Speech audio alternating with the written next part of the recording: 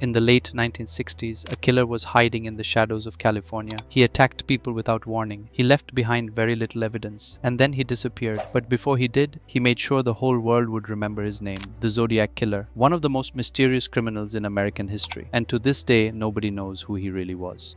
Let's go back to December 20, 1968. It was a cold Friday night near the town of Berryessa, California. Two teenagers, David Faraday and Betty Lou Jensen, were parked on a quiet road called Lake Herman Road. They were on their first date. They had no idea someone was watching them. A car pulled up beside them. The attacker shot David in the head while he was still inside the car. Betty Lou ran. She didn't get far. She was shot 5 times in the back. Both of them died that night. The police had no suspects, no clear motive, nothing.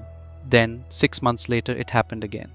July 4, 1969. A couple, Darlene Ferrin and Michael Major, were sitting in a car at a parking spot in Vallejo, California. A car pulled up, shone a bright light at them, and then the shooting started. Michael was hit multiple times. Darlene was killed. But Michael survived. He later described the attacker as a heavy-set white male. That was one of the very few descriptions police ever got.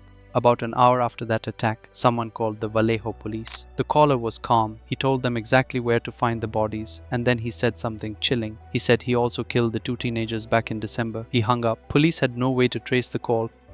Then the letters started.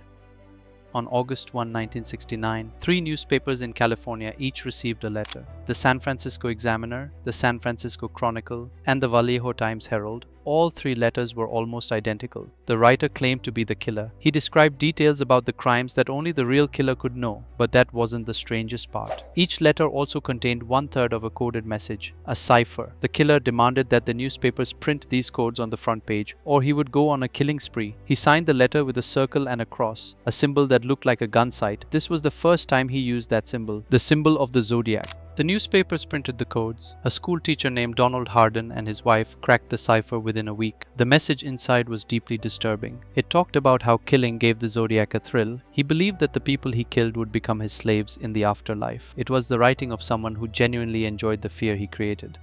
But the Zodiac wasn't done. September 27, 1969. A lake called Lake Berryessa in Napa County. 2 college students, Brian Hartnell and Cecilia Shepard, were sitting on the grass near the water. A man appeared wearing a black hood over his head. On the front of the hood was a white symbol, the same circle and cross. He tied them both up and stabbed them multiple times. Cecilia died from her wounds. Brian survived. The attacker then walked to their car and used a marker pen to write the dates of his previous attacks on the car door. He also wrote the date of this attack, then he left. He called the police himself again. Calm voice, gave the location, then hung up. Just 2 weeks later, October 11, 1969, a San Francisco cab driver named Paul Stine was shot in the head while driving a fare in the Presidio Heights neighborhood. Witnesses saw a white man leaving the scene. Police were actually given the wrong description by a dispatcher, which allowed the killer to walk away. When officers found the cab, Paul Stine was dead. Part of his shirt was missing. The killer had taken a piece of it. That piece of shirt showed up in another letter. The Zodiac wrote to the newspapers again. This time he included a piece of Paul Stine's shirt to prove it was really him. He mocked the police. He threatened to attack school children next. He said he had killed 7 people, though police could only confirm 5 at that time. In his letters, he used strange spelling, drew little diagrams, and sometimes wrote in code again. Over the next few years, more letters came. The Zodiac claimed higher and higher numbers of victims. He threatened to blow up school buses. He sent a card with a piece of a cipher that has never been fully decoded to this day. He wrote to a famous attorney named Melvin Belly asking for help. The letters were full of strange symbols and taunts. And then, slowly, the letters stopped.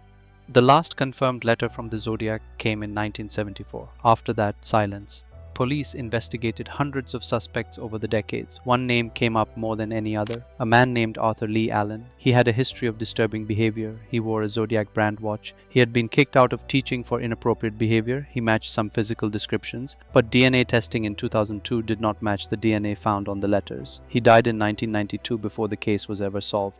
Other suspects have been named over the years. Some people believe the killer may have been active in other states too. Some believe he lived a completely normal life and was never caught. Some believe he is already dead and took his secret with him. The official case remains open. The Zodiac Killer was never identified, never arrested, never brought to justice. 5 confirmed victims, possibly more, hundreds of letters analyzed, decades of investigation, and still no answer. He wanted to be famous, he wanted people to be afraid, and in some ways that is exactly what happened. The name Zodiac still makes people uncomfortable, the codes still fascinate people, the mystery still pulls people in.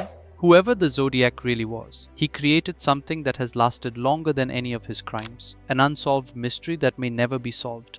And somewhere out there, the answer is still waiting.